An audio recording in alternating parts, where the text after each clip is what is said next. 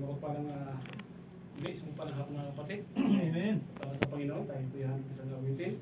Pero bago po yan, itong basahin ang Hebrews 12 chapter 1, Hebrews chapter 12 verse 1. Wherefore, seeing we also are compassed about with so great a cloud of witnesses, let us lay aside every weight and the sin which doth easily beset us, and let us run with patience that race that is set before us. Amen. Find us faithful now. Amen. Yun.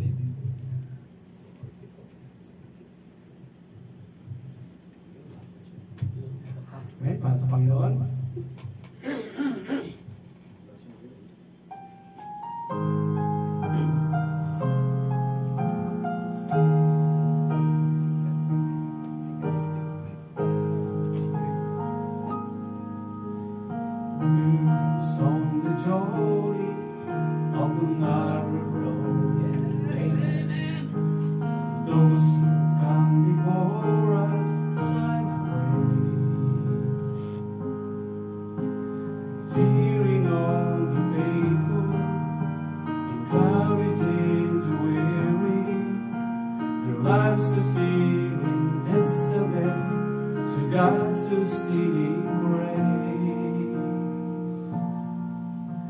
Surrounded by so great a cloud of witnesses,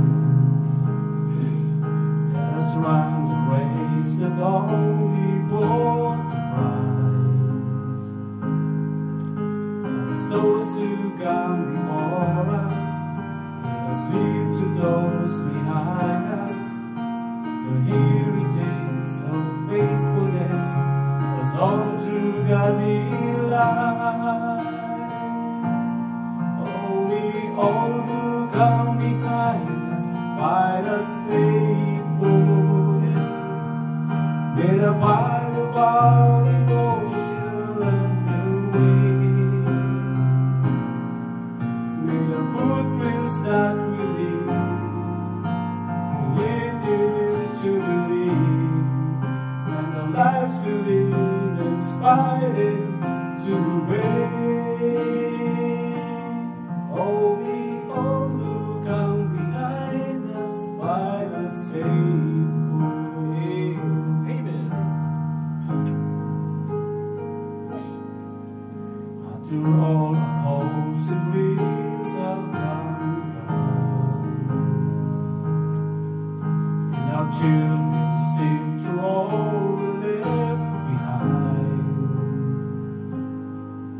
may the close the day is over, and the years they are over, become the light that's lit into the road we as last find.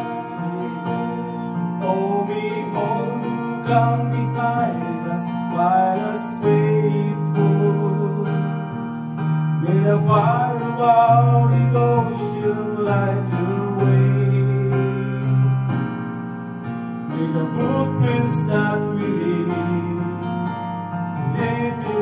to believe, and the lives we live inspired to obey. Oh, we all who come behind us, find us faithful. May the fire of our devotion light the way. May the footprints that we leave to believe, in the lives we live inspired to obey. We all who come behind us, find us faithful. Amen. Praise God. Amen.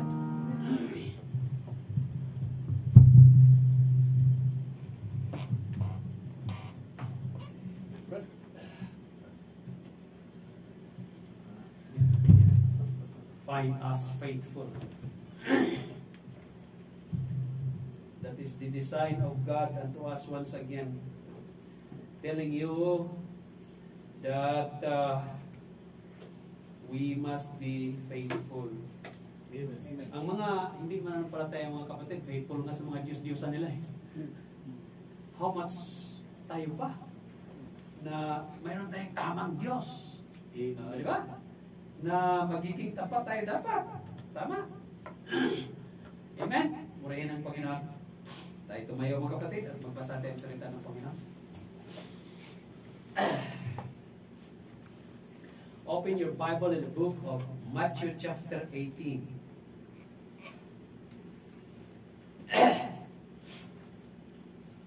Six verses. Sabay-sabay nating basahin. Andyan na ba kayo? Amen? Let us read the book of Matthew chapter 18 verses 1 to 6. Sabay-sabay nating basahin. Ready? Amen. Read. At the same time came the disciples unto Jesus, saying, Who is the greatest in the kingdom of heaven? And Jesus called a little child unto him, and set him in the midst of them, and said, Verily I say unto you, except ye be converted, and become as little children, ye shall not enter into the kingdom of heaven. Whosoever therefore shall humble himself as this little child, the same is the greatest in the kingdom of heaven. And whoso shall receive one such little child, in the name receiveth me. But whoso shall offend one of these little ones, which believe in me, it were better for him that a millstone were hung about his neck, and that he were drowned in the depth of the sea. Let us pray. Our Heavenly Father, once again, Lord, we thank you, God, for the blessings unto us. We thank you for giving us a time to gather together to worship Thee in spirit and in truth. We ask forgiveness, O Lord, for all the sins we have committed against you, and cleanse us, O Father, from all our unrighteousness. Let us be worthy, O Lord, before Thee today, to hear Thy words and to apply them in our daily lives. We pray Thee, O God, to guide us always. Guide me as your preacher today. Bless Thy word, and help us to understand Thy words, O God, through the Holy Spirit of promise that dwelleth in us. Give us victory today on our worship, and all these things we thank you in the name of Jesus Christ, our Lord and personal Savior. Amen and amen. Pwede kayong umupo muna.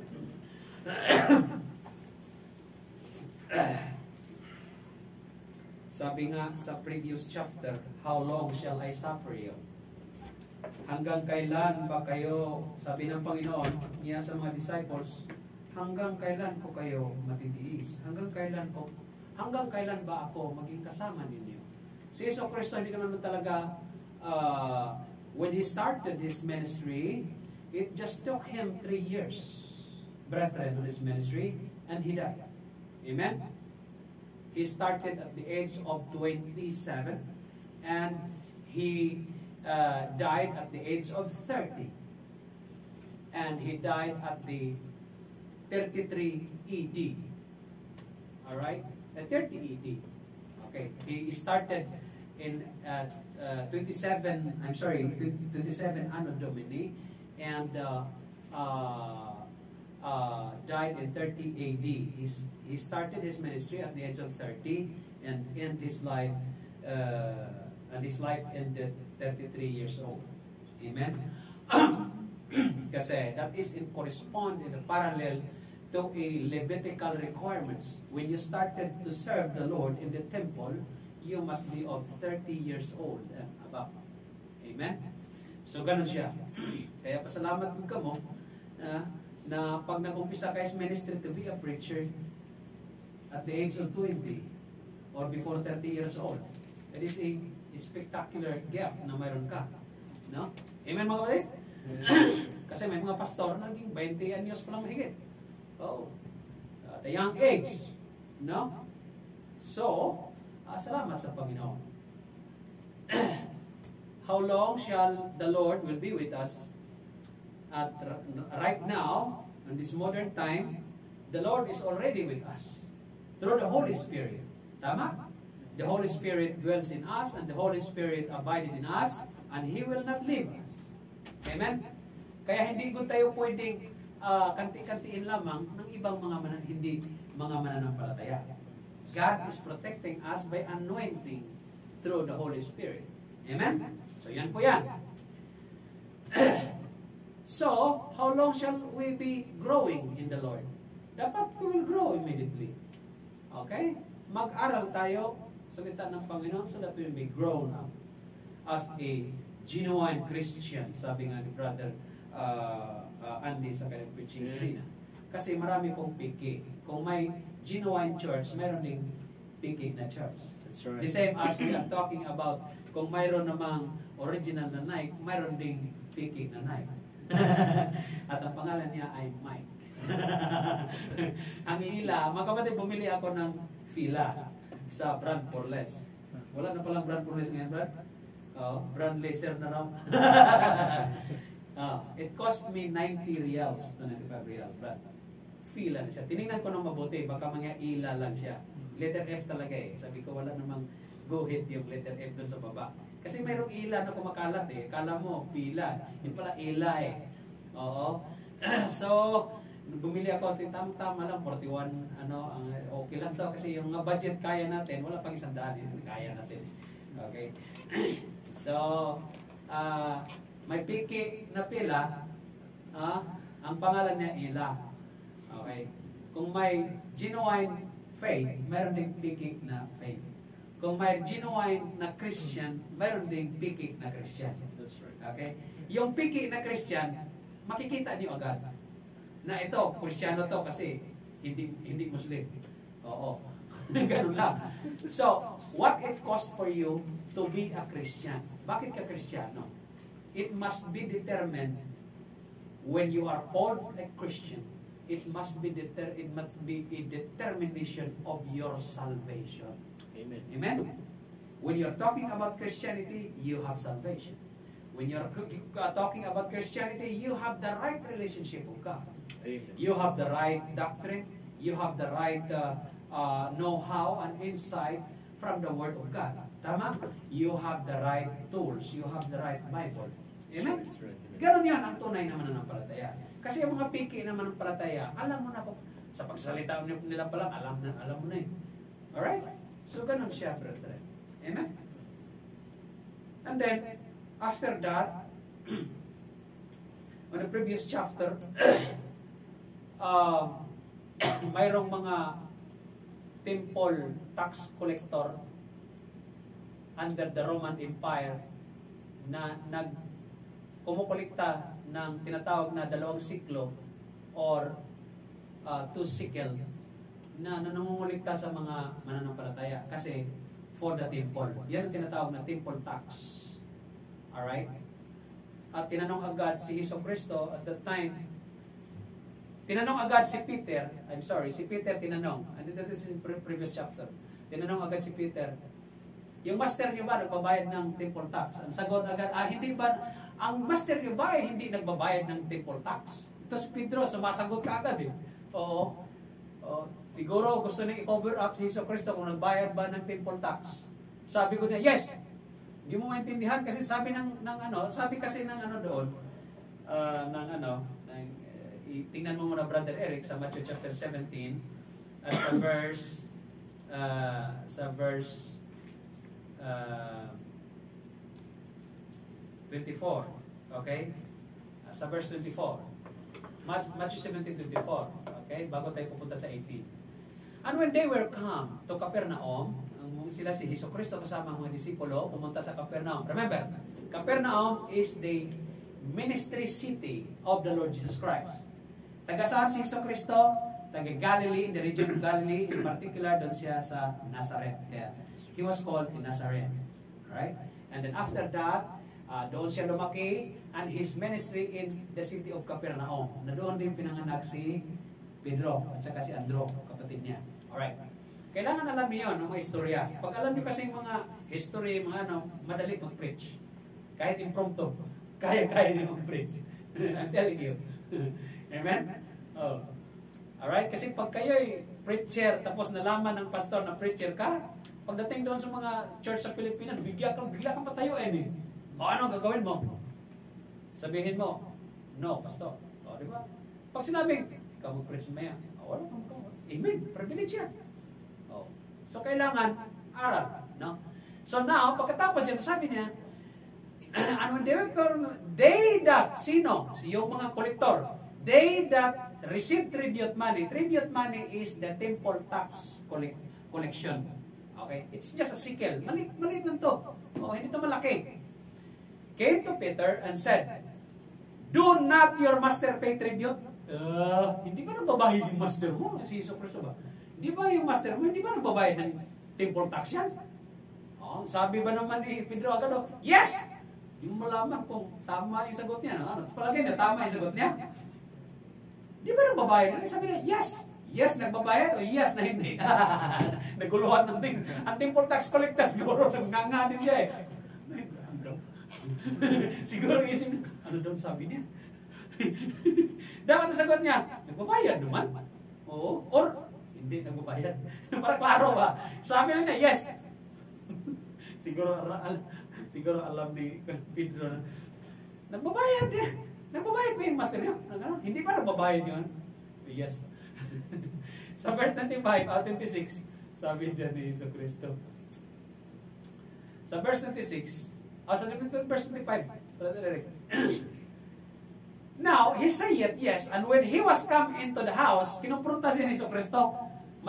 Tingnan niyo ha, si Iso Cristo malayo kay Pedro. Pero nakikita ni Jesus Christ. Diyos yan eh. Oo. Nakikita ni Jesus Christ kung anong pag-usap nila at alam ni Jesus Christ kung anong pinag-usapan nila. Kaya, kinumpronta niya si Pedro ngayon. Sabi niya, ano bang inisip mo, Simon? Oo. Kanino ba tatanggap ang hari ng kalupaan ng custom or tribute? Sa kanyang sariling mga anak o sa mga ibang tao? Halimbawa, ako daw ang hari. Oh. Ako ang may kapangyarihan. Ako ang may otoridad. Ang pamilya ko ba, pababayarin ko ng tax yan? Tingin niyo. Oh. Hindi. Bakit pabayaran ng pamilya ko? Kami na ang hari dito eh. Bakit naman? Wala. Pabayaran natin ng ibang tao. Oo. Di ba ganyan? Oh. Tama? Ganun yan eh. Sila may authority. So, ang sagot ni Simon Pedro sa 26, sabi agad ni Simon Pedro, sa mga ibang tao. Strangers ba? Sa ibang tao. Yung hindi kapamilya na ba? Then, ang sabi ni Jesus Christ, then, are the children free? Anong ibig sabihin sinabi ni Jesus Christ dyan? Ang ibig sabihin ni Jesus Christ dyan, since He is God, hindi mo pwedeng pabayaran ang Diyos ng sarili niyang ang Diyos ang kaharap mo. He is a creator of all these things on the earth. Tapos bayaran mo, Lord, magbayad ka ng sarili mong tax. Siguro, kung ang hari, sabihin mo ng ganyan, hari, magbayad ka ng istisibil ha. Ito ang, Brad, nangyari na yan dito sa Saudi Arabia. Siningil ng Saudi Telecom, ng telecom bill, ng Saudi Telecom bill, yung istisibil, ang hari, tingpahan pa nun. Kasi milyon-milyon eh. Marami gumagamit. Milyon-milyon. Nung naningil, Brad, pinaka-manager ng STC, kinabukasan, wala na. Tanggal. Singilin mo ako. Hari to. Oh. Pero, iba si Iso Cristo. Anong sinabi ni Iso Cristo sa 27? Kahit siya ang may-ari ng mundo, siya ang creator ng mundo, siya man yan lahat. Ang Diyos man yan. Nagmula man sa Kanya yan. Sinira lang ni Satanas. Kaya si Satanas na ang Diyos ng mundo. Alright. Anong sabi niya? Notwithstanding, datapwat, sabi niya, free naman dapat eh. Hindi tayo dapat, ang ibig sabihin ni Jesus Cristo, hindi tayo dapat sisingilin. Pero, para huwag maka-offend sa kanila, ito na, para huwag maka-offend sa kanila, pumunta ka sa dagat, mangisda ka. Ibig sabihin, tatrabaho. Magtrabaho tayo. Okay? Trabaho tayo. Pero hindi gobyerno si Jesu Cristo ha. nasa spiritual ha, si Jesus Christ ha. Okay? Pinamukha lang ni Hesus Kristo na dapat, Diyos ako, huwag niya akong pabayaran na, nanggaling sa ito, pero sige lang, hindi kasi nila naunawaan eh. Para hindi maka-offend sa kanila, sige, ang laptop ng pagka-istorya dyan, ang shortcut pagka-istorya, sige lang, para hindi ma-offend sila, magbayad tayo. Okay? Punta ka doon sa dagat, bingwit ka, pag may isda doon, ang unang makita mo agad sa isda, sa bunganga niya, unang makuha, pera. Ito ay, ibig sabihin, blessings brad, pag nagtrabaho ka sa Panginoon. Blessings pag naging faithful ka. Katulad ng awitin kanina, God must find us faithful sa magitan ng mga tao na nauna, behind us or nahuli. Ganon. Sa mga sumusunod na mga henerasyon, tayo ang magiging modelo ng ating pananampalataya sa kanila. Makikita nila na tayo'y example katulad ni Jesus Christ, naging ehemplo mga kapatid sa mundo. Oh. Na kahit man sa pagbibigay, magiging tapat tayo. Si Jesus Christ ay tapat. Kung ano ang para sa gobyerno, ibigay natin. Ano naman ang para sa Diyos, ibigay natin. Naunawaan niyo ba mga kapatid? Maliwanag ko ba? Klaro? Or ngit-ngit or madilim pas alkitran? Hindi. Maliwanag yan. Hindi ka magulo. Ako hindi ko maguguluhan dyan sa sinasabi. Ibig sabihin, nung nangisda siya, sabihin, nung nagtrabaho ka, abay kumikita ka. Bakit? Biyaya ng Diyos yan. Okay. Naniwala ka ba sa pagtatrabaho mo, iyong lakas yan, iyo yan? Huwag kang magganyan kapatid. Sabihin mo, nagtatrabaho ka at deserve ko to. Nagtatrabaho ako, parang to, pinaghirapan ko to. Brad, pagka ganyan ang pagkaisipan mo, ganyan lumabas sa bibig mo, mag-ingat ka kapatid. Baka lumpuhin ka ng Panginoon. Hindi ganyan ha. That's right, man. Nagtatrabaho ka, man shall not live by bread alone. That's right. Kung nagtatrabaho ka para sa mundo, okay man yan, walang problema. Huwag mong kalimutan ng Diyos. Kaya ang sabi dyan, man shall not live by bread alone, but by every word that proceeded out from the mouth of God. Kita ninyo?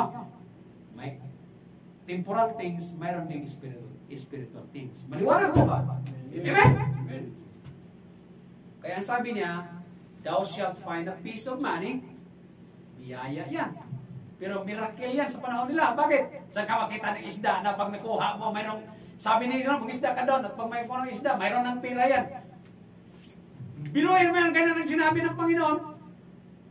Sinabihan ka na ng gano'n, punta na, gawin mo na lang, pumunta ka doon. Ilagay mo, pag gano'n mo, isda mo, may pira na. Miracle! Pero sa atin, panahon ngayon, biyaya!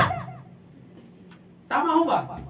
Pag nagtatrabaho kayo at kumita kayo, biyaya ng Panginoon yan. Amen.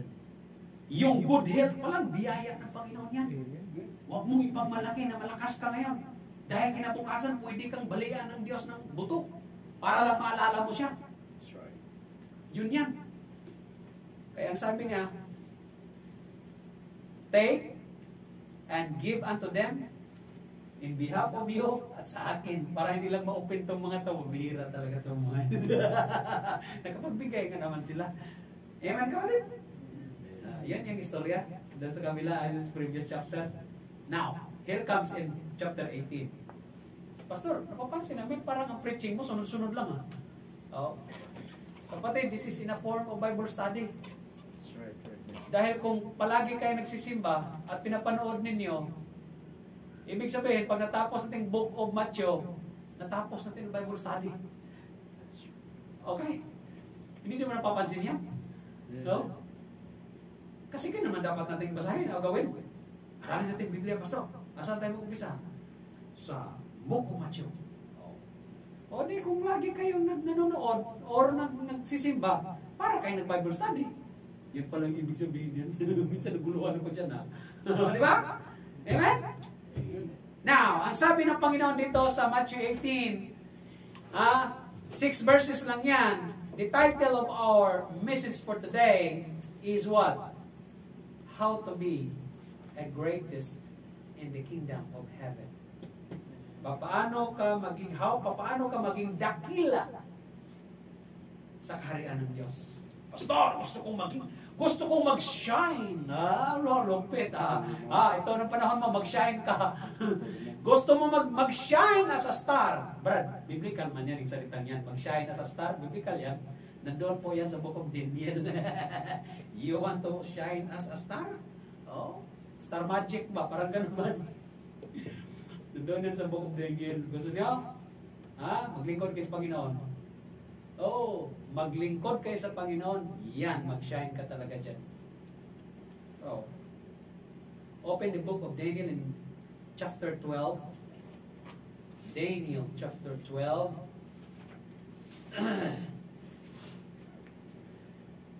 Lamentation to Ezekiel and Daniel. Okay. Daniel chapter 12. Sa mga yan.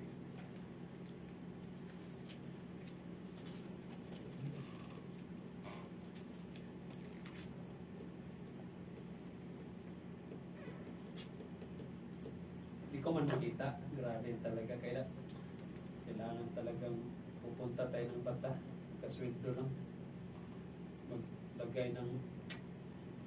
Hindi ko na makita. Dubli na talaga. Paano talaga ang mata? Pastor, baka naman sisihin mo yung climate change, ha? Sisisihin mo na naman ang climate change, Pastor. 12 verse... wait,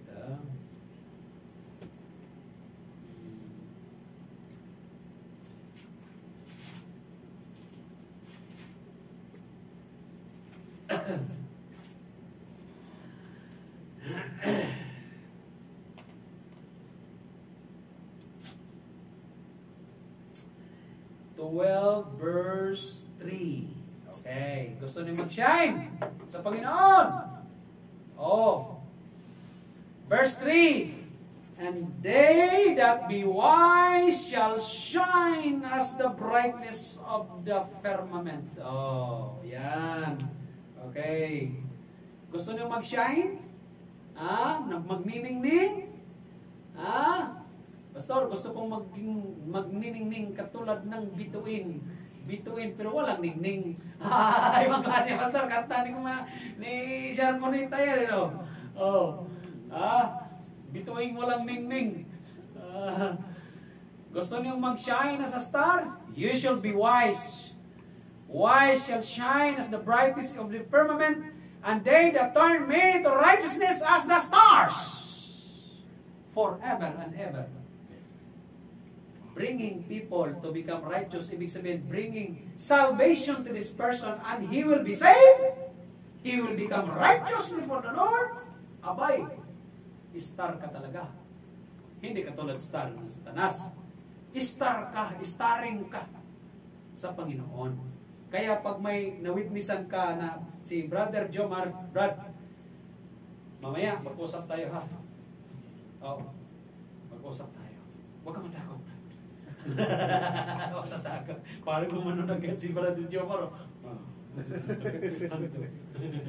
Brad, mag-usap tayo about salvation. Brad, ha? Yan lang. Amen lang, Brad? Okay lang? Okay lang sa'yo? Okay? Bago tayo kumain, usap muna tayo kami. Andyan siya, brother? Ganun lang. About salvation, Brad, huwag kang kinakailangan ni Brother Jomar maintindihan ang kaligtasan, that he will be saved, maklaro sa kanyang salvation, and amen po yan. Alright? Yun ang purpose kung bakit ka nandito. Amen. Amen. Yun ang purpose kung bakit kami naligtas. Alright? Ganun lang po, Brad. Walang ganun lang kasimple, no? So, mga kapatid, kung sino ang nagwi-witness, yon ay magiging star. Mag-shine ka talaga sa star. Sa Panginoon. Hindi dito sa mundo. Dito sa mundo, mga kapatid, ay iba ang dito mga star. Pag star player ka, star magic, or ganito ganyan, sikat ka lang sa mga tao. How about sa Panginoon? Sa bahay ni Kuya ka na sikat. Sa bahay ni Kuya sikat. Ayo! Sa bahay ka lang ni Kuya, sikat. Ni Kuya, ano ba? Ganun lang. Pero hindi Hindi importante. What profit for a man if he gained the whole world and yet lost his own soul? Anong pakinabang? Walang pakinabang. Alam niyo mga kapatid, sabi ko, once again, I will tell you, those who are now in hell, yung nandoon na sa impyerno ngayon, they wish that once again, they will hear the gospel of salvation. That's right. At least once more. Yung makarinig sila ng gospel of salvation na nung buhay pa sila hindi nila pinapansin, doon sa impyerno, nangangarap talaga sila mga kapatid. Kahit once again lang, once more, Lord, bigyan mo kami ng pagkataon na marinig namin ng mabuti ang kaligtasan at matanggap namin. Pero ang ginawa nila kasi, nung narinig nila, they ridicule, hindi pinapansin. Para bang pag mayroong mag-witness ng salvation, sabihin lang, baduy naman yan. Bakit? Pag magsimba kami dyan, may pera ba dyan? Manghingi ka lang ng pera yan. Yung pastor dyan, mukhang pera yung pastor na yan. Di ba meron ganun? Hanggang sa pangarap na lang sila kapatid. Pero ang mga tao dito sa mundo, buhay pa. Ha? Ang ginawa nila, ang ginagawa nila ganito. Ha? When they hear the gospel of salvation, Ebanghelyo ba ng kaligtasan ba?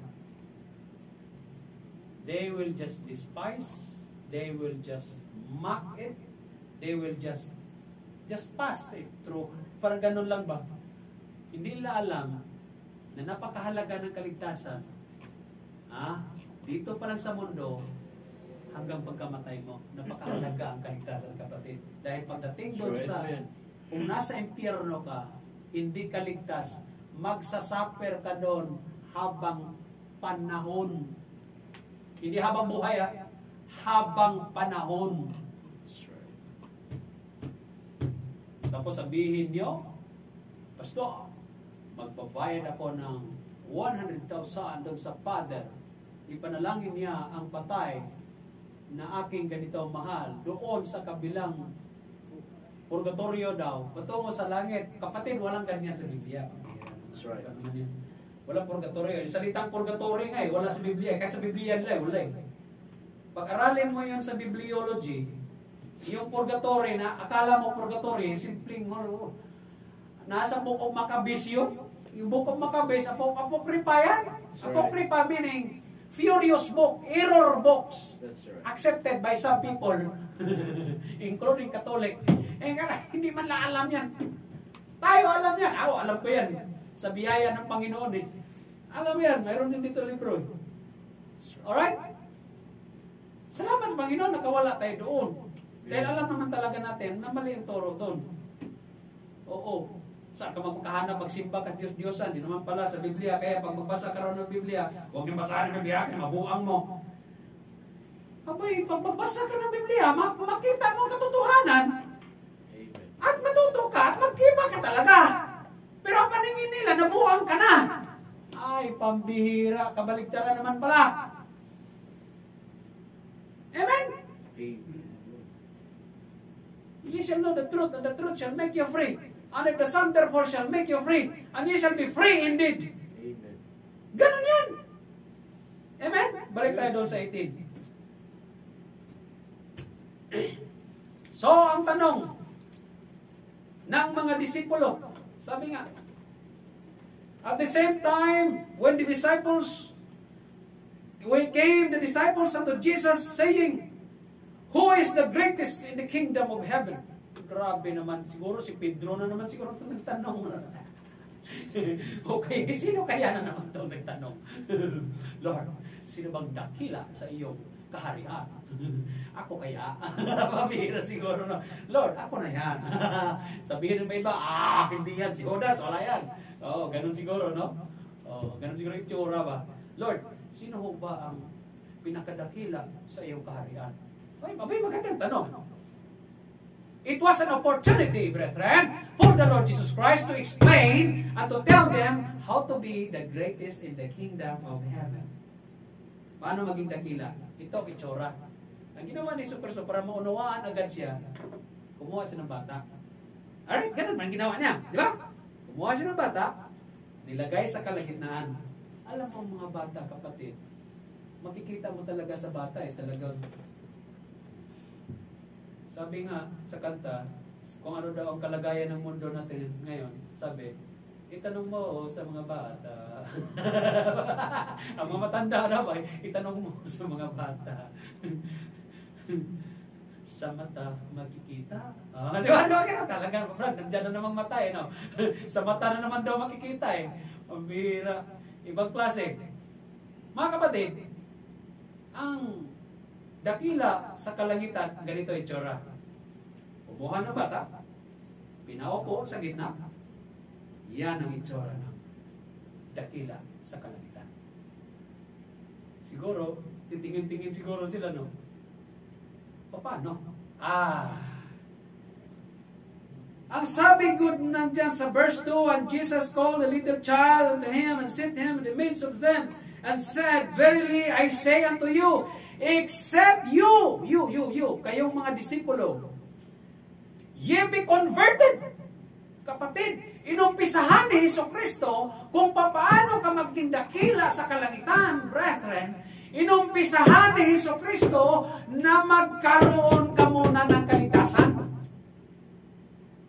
Ano ibig sabihin? Be converted first. Paano ba ma-convert? Kasi, ang tatay natin, noong unang panahon hindi ka paligtas, demonyo, doon sa John chapter 8, verse 44. Tama? Para mabago yan, kapatid, unahin muna natin. Kung pag-usapan natin ang kingdom of heaven, kung pag-usapan natin ang kingdom of God, doon sa kalangitan, umpisahan natin sa usapin ng tinatawag na kaligtasan. Tama? Gusto niyo maligtas? Gusto niyo pumunta ng langit? Gusto niyo magkaroon ng tamang relasyon sa Diyos? Pues, umpisahan natin ang kaligtasan natin. Tama? Diyan tayo mag-umpisa lahat. Kaya ang sabi niya, dakila baka mo, ang gusto niyong malaman kung sino, baka iniisip niyo kayo. Hindi. Ganito ang itsura, greatest in the kingdom of God. May bata siya nilagay. Inumpisahan niya sa maligtas muna. Tama? Converted. Paano ka ma-conversion? By accepting the Lord Jesus Christ as your Lord and personal Savior. Tama? And then, kaya may kama kasi yan Hindi ibig sabihin, converted and become as a child. Otherwise, ang childlike pala, maging bata, parang bata, abay, makakaligtas na rin pala yun. Hindi. Hindi yun. Maligtas ka muna. May kama Ganun pangunawa ha. And then, pag naligtas ka na kapatid, ganito. Kasi ang tao na hindi ligtas, ganito ang itsura. Medyo, mayroong taong mayabang.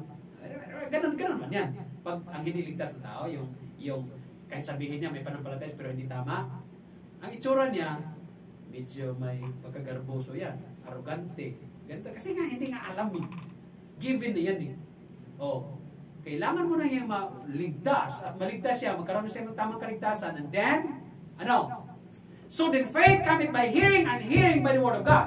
Tama? Then, hearing, naligtas ka, and then, patuloy. Dito na papasok ngayon ang itsura ng bata. Ang itsura ng bata, kapatid, kung tingnan mo ang bata sa harapan ng mga damulag, sa mga harapan ng mga malalaki na, ang mga bata, unang description ng bata, obedience. Obedient. Tama ho ba? Pag ang bata utusan mo, susunod talaga yan sa mga matanda. Bakit? Papaluin yan Ganon yan anak ko nga si Princess. Pag inutusan ng kuya, sunod. Obedient ang bata, kapatid. Nagtatanong ba siya sa nag-utos? Hindi nagtatanong yan. May pride kayo yan? Wala. Dependente yan. Yan ang itsura ng bata. Yon ang karakter niya. Ang ibig sabihin, purely belief lang yan. Susunod lang yan. Kasi takot yan Pag sinabi ng matanda, hawak sa kamay. Hawak yan. Bakit? Takot yan. Depende yan. Nagdidepende sa mga malalaking tao. Ganon ang bata. Ganon ang may humility yan. Walang pride yan. Saan ka makita ng bata na may pride? Pag inutusan mo, uutusan ka rin uli. Mag-igib ka. Hindi ikaw mag-igib. Saan ka makita ng bata ganyan? Wala, di ba? Pag inutusan mo, paano yan? Bakit? Gustong ipaunawa ni Hesukristo na pag ang pananampalataya mo, pagkatapos niyan, resulta ng pananampalataya mo ay may humility, may humbleness, may pagpakumbaba. Yan ang itsura ng magiging dakila sa kalangitan. Amen ho ba? Pastor, hindi maganda palang nanaisin yun. Maging dakila sa mundo. Bakit? May humility. Kaya whosoever therefore shall humble himself as the little child, the same as the greatest in the kingdom of heaven. Pero, mag-umpisa muna sa kaligtasan. Amen ho ba? And verse 5, and whosoever shall receive one such little child in my name, receive it me. Kita mo? Kung tanggapin ninyo at huwag niyong pabayaan ang bata sa pangalan ko, katulad lang din yan na tinanggap niya ako. Ibig sabihin, talagang ang requirements ng kaligtasan, brethren, it involves humility. Amen? Paano nga naman tatanggap, pastor, ang isang tao kung walang pagpakumbabayan? Wala talaga. Ang tao na may pagka-arugante or garbuso sa puso niya, he will not be bothering himself to accept the Lord Jesus Christ. Ganon yan. Ganon ang itsura ng isang ayaw maligtas. Ganon ang itsura ng isang hindi mananampalataya kay Kristo. Ngayon, if you don't want to offend me, do not offend the little child. One way of offending me, the same as you offending the little child, is not to receive the little child or is not to receive the Lord Jesus Christ. Yan. Kapatid, if you are confronted with salvation, if you are confronted with how to become a Christian, how to have a right relationship unto God, how to have salvation, how to go to heaven, if you are confronted in like manner, be humble and accept the Lord Jesus Christ. Huwag kang gumaya doon sa mayamang binata. Na nung kinumpronta na si Jesucristo, gusto mong magkaroon ng salvation? Simple lang. Go and sell that all thou hast, give to the poor, thou will be having treasure in heaven, come and follow me. Ginawa ba ng binata? Hindi. Bakit? Unang-una doon, mayroong pride yun. Tama ba? Ganon. Now, ganitong itsura sa mga ayaw tumanggap sa bata, ayaw tumanggap kay Jesucristo, or to offend the child, or to offend me, to offend others, ganito ganyan. You are confronted with salvation and you just ridicule me, you just ridicule the Word of God, you offend God in that way. Ganitong itsura mo. Mabuti pa ika. Yung gilingan, ang gilingan is millstone. Tama? Noong unang panahon, ang gilingan malaki. Hindi yung gilingan ngayon na maliit. Panggiling ng mais. Yan, ang gilingan ngayon, ha? Anong problema, Brad? Anong problema ko ba? Sinaing? Nasunog na? Wala pa. Sige. Brad, tamang-tama lang yan. Matapos tayo. 5 to 10 minutes, tapos na tayo. Oo. Ganitong itsura ng ayaw maligtas. Kapatid, listen to me ha. Listen to us. Okay. Ang ayaw magkaroon ng kaligtasan, kapatid, or hindi ligtas, ganitong itsura. Mas mabuti pa yung taong yan.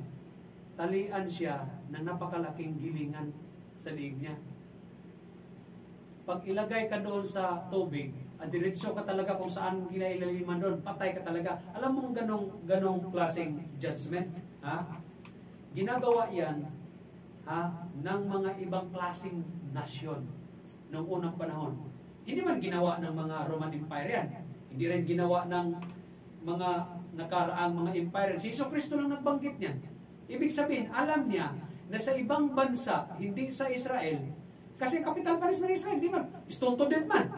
Ang Roman Empire, pako man sa cross. Ang Persian Empire, balatan ka ng buhay. Or pakuluan ka doon sa kumukulo na mantika. Yung hanging, lagay dito, millstone, sa ibang bansa yan, ibang lugar, ambot lang kung ano yan. Pero alam ni Jesucristo, nabanggit niya eh. Kanino kaya yan? Saan niya nakita yan? Alam niya kung anong bansa yan. Check out na lang natin, tingnan natin kung saan yan, research natin, tiningnan ko talaga, saan kayo bansa yan? Drowning. Sa mga Trail of Blood, mayroong nangyari niyan doon sa yung tinatawag yung Italy, yung mga pamilya sa Trail of Blood, yung mga Kristiyano, tinali ang isang pamilya yung mga tao doon sa isang, tapos doon sa ilog, yun siguro lugar na yun doon sa Europe yun Oo. Grabe. Ganon ang judgment ng isang tao, hindi ligtas. Parang ganon. Drown in the deep of the sea. Pero pag hindi ka ligtas talaga, drowning in the depth of fire. That's right. Amen na kapatid? Yeah. Yung mga bata, i-despise ninyo, imamak ninyo ang mga bata, katulad lang din yan, minamak mong salita ng Diyos. Sa panahon ni Moses, open your Bible in the book of Numbers chapter 14 verses 27 to 35. Tingnan nyo, ang mga bata. Noong panahon ng Exodus, mga kapatid, doon sa wilderness, sabi ko ng Panginoon, how long shall I bear with this evil congregation? Grabe. Kasi, ang mga Israelites, mga kapatid, nagrereklamo kay Moses. Bakit yung kami dinala dito? Nagmumurmur sa Panginoon yun Bakit nila kami? Mas maganda mga doon sa Egypt, makakain kami ng mga sibuyas, kamatis na mga ganito, ganyan. Ang sarap naman kami. Pero slave lang kami. Bakit yung kami dinala dito sa wilderness? Mga matay kami ito, pambihira. Sabi na pag binibless na nga kayo ang pagkain nyo nga, pagkain ng angel Pagkain ng angel, Brad, mana. That's right. Pagkain ng anghel yun, yung mana. Pagkain ng angel yan. Binigay sa mga tao. Tapos pinaulanan sila ng mga quail para lang may ulam sila. Pinagpala na nga sila nagmumurmur pa. Ang sabi ng Panginoon, which murmur against me? I have heard their murmurings of the children of Israel, which they murmur against me. Say unto them, sa verse 28, as truly as I live, saith the Lord. Grabe, parang sinunumpa ng Diyos. As ye have spoken mine ears, so will I do to you. Pagdating sa 29, your carcasses, yung patay katawan mo, shall fall in this wilderness. And all that were numbered of you, according to your whole number, from 20 years old and upward, which have murmured against me, doubtless walang pagdududa, ye shall not come unto the land. Hindi kayo makarating doon sa Canaan land. Hindi kayo makarating doon sa Israel. Mga matay kayo, ang mga 20 anyos pataas. Lahat kayo, yung carcasses ninyo, yung katawan ninyo, dito yan sa wilderness dahil sa inyong murmuring. Grabing judgment ng Diyos sa mga tiguang. Kaya kayo mga kapatid, huwag kayong magmurmur sa harapan ng Panginoon. Dapat magpasalamat kayo kung anong mayroon kayo. Magpasalamat kayo sa Diyos kung anong blessings mayroon kayo. Learn to be content. Serve God, serve the Lord without any murmuring. If you murmur against the Lord, God will judge you. Kaya ang sabi ng Panginoon, walang pagdududa. Hindi kayo makarating doon sa Canaan land, sa promised land, concerning which I swear to make you dwell therein, na doon kayo minirahan. Maliban na lang ni Caleb, at saka Caleb the son of Jepone, at saka si Joshua the son of Nun. Tama yung sinabi ng brother. Kanina? Ang naggagabay na lang sa kanila, naglilid sa kanila, mga kapatid, ng Israelites, si Joshua at saka si Caleb. Alright? I will ask you a question. Si Caleb, kaninong tribe? Kaninong tribe si Caleb? There are 12 tribes of Israel. Kanino? Tingin nyo. Dapat malaman nyo yan. Simple question, but very important. Si Caleb, tribe of Judah. Grandfather po yan ni Jesucristo. Diyan lumusot si Bethlehem na anak ni Judah. Akala niyo, Bethlehem, hindi pangalan ng tao. Bethlehem, pangalan ng tao. Bethlehem, the house of God. Beth, meaning bahay. When bed enta ares? Hina. When bed enta? Hina. Sulmania. Beth, Bethlehem. Lehem means laham. Laham. Ito yung gaki laham. Ay, wow. When laham? Laham ba? Karne. Karne is translated as also bread. Anong pagkain mo? Ay, ganun ba? House of bread. Dahil doon ilagay kayo ng Diyos, Israelites, sa promised land, sa Jerusalem na yan. Yan ang habitation ng Panginoon. Diyan ko kayo pagpalain at diyan ko kayo palakasin. Diyan ko kayo paramihin. Hindi sa ibang lugar. Saan kayo pagpalain ng Diyos, kapatid? Sa Batha ba? Tingin ninyo. Sa tingin ninyo, pagpalain kayo pag nandoon kayo pag-alagala sa Batha? O sa ibang lugar? Ano sa palagay niyo? Pagpapalain kayo dito dahil nagsisimba kayo. Amen! Amen. Ganun yan. Hindi kung saan-saan. Oh, ano ang kwenta sa akin ng Bata? Pagkatapos ng simba, pwede na yung Bata. Oh. Ano sa palagay niyo? Hindi ko palagay. Hindi kayong palagay, no? Wala pa ko sweldo eh. Okay? Amen mga kapatid? Amen. Si Joshua, kaninang tribo, sa palagay niyo? Pastor naman, tinatanong mo kami ng ganyan eh. No?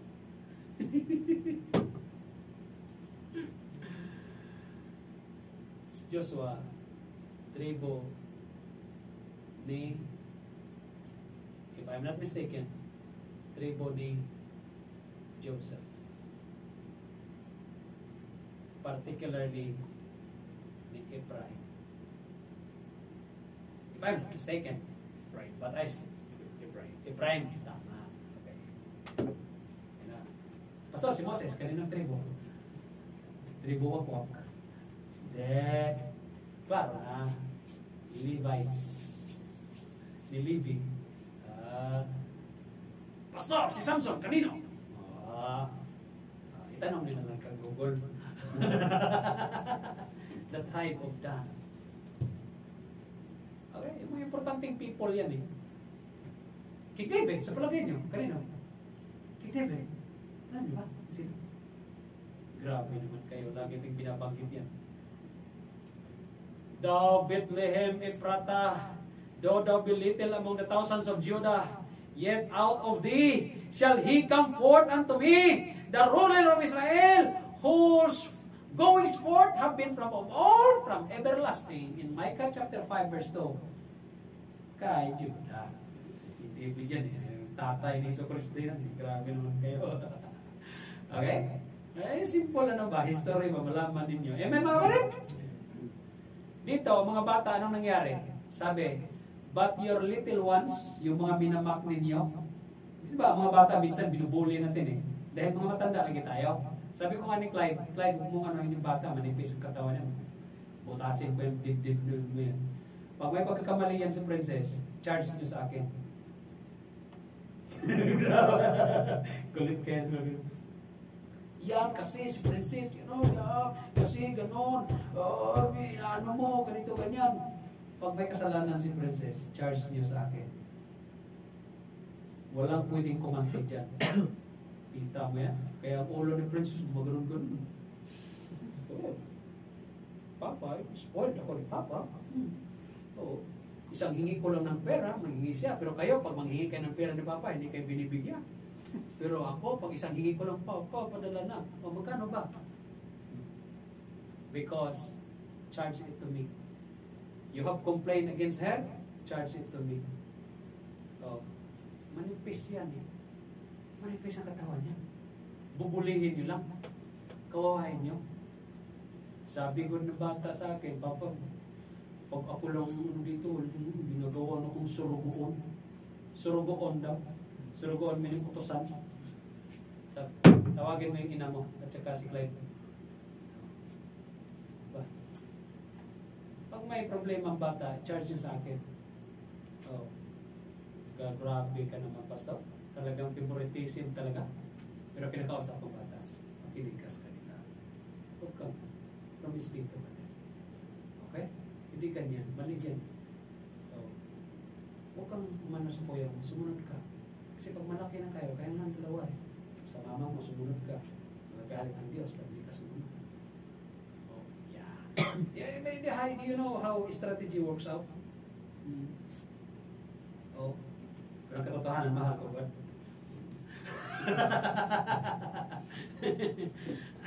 Ganun lang.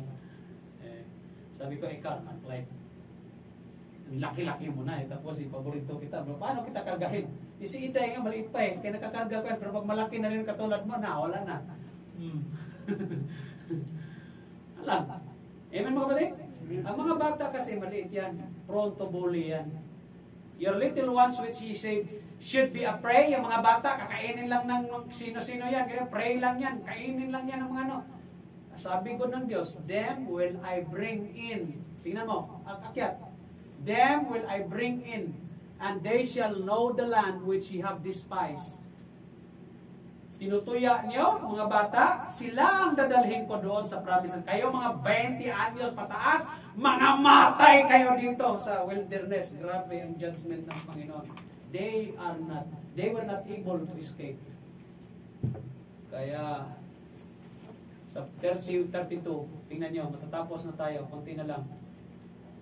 But your little ones, 32, but as for you, yung patay niyong katawan, yung karne ninyo, na patay, ng itim na yan, they shall fall in this wilderness, and your children shall wander in the wilderness 40 years. Lalakas mo na sila, mag-pour out. And bear your wardams. Itong mga ito, sila ang kakarga sa iyong mga kaharlutan, sa inyong mga kahalayan, sa inyong pagmomorbor sa akin. Yung problema ninyo, sila ang maging kawawa dahil sila ang papasan sa inyong kalukuhan. Sa consequences ninyong kalukuhan. Until your carcasses be wasted in the wilderness, hanggang mga wala na yung mga nigtae, yung mga nindang, yung mga patay niyong katawan na yan. Yung mga 19 pababa, yan ang dadalhin ko doon. Kaya wag niyong yung mga bata, wag niyong ibuli-buli yan. Dapat tinuturuan. Kaya nga sabi doon, after the number of days in which ye search the land, even 40 days, ang 40 days dapat, mula doon sa Egypt, 40 days lang ang biyahe patungong Jerusalem. But it took them 40 years because of their murmurings, because of their unbelief, because of their iniquities, their questions, their murmurings, their doubts in God.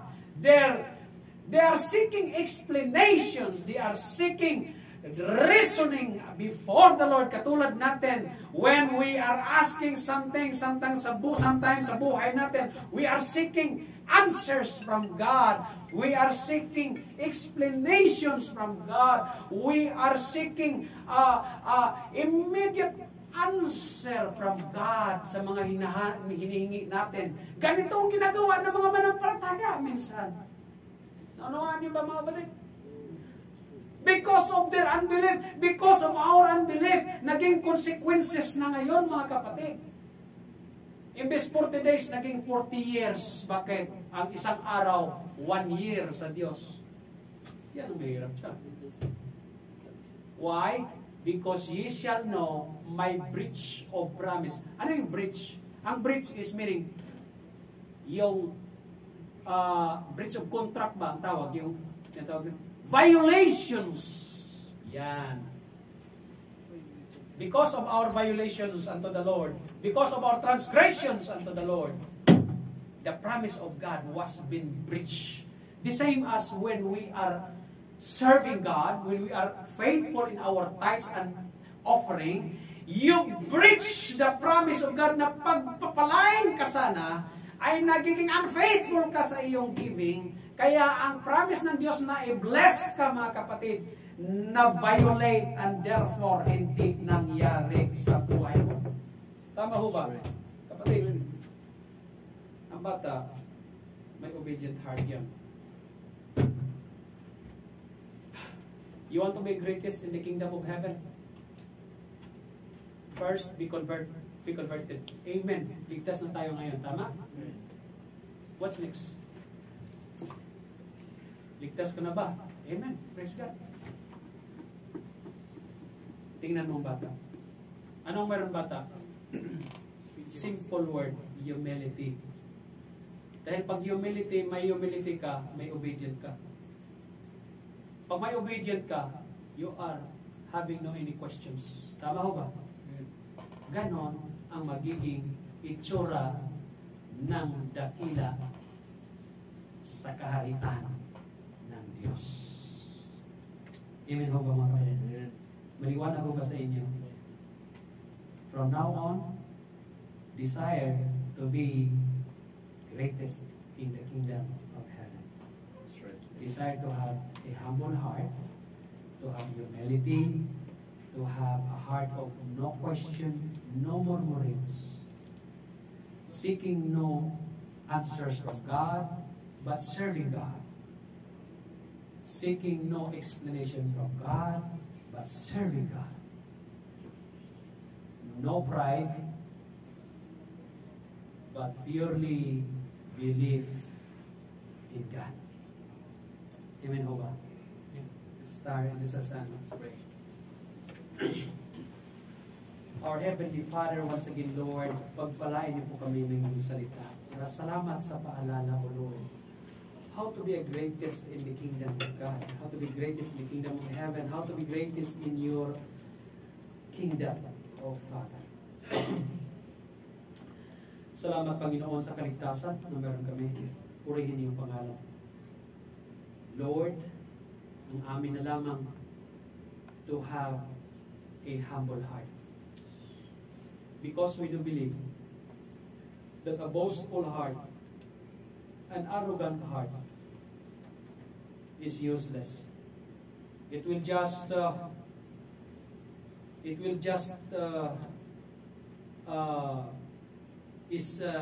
make slowly of all the blessings that you are going to give us, O Father. Mga kapatid, pagkabayan niyo po, tingnan niyo po, consider your ways, brethren, in serving God. It should be no murmurings, no pride, but pure belief in God. Panginoon, patuloy mong gabayan ang iglesyang ito as we embark for a new month, planning for the mission support for our missionaries. Help and bless each and every one of us, O God.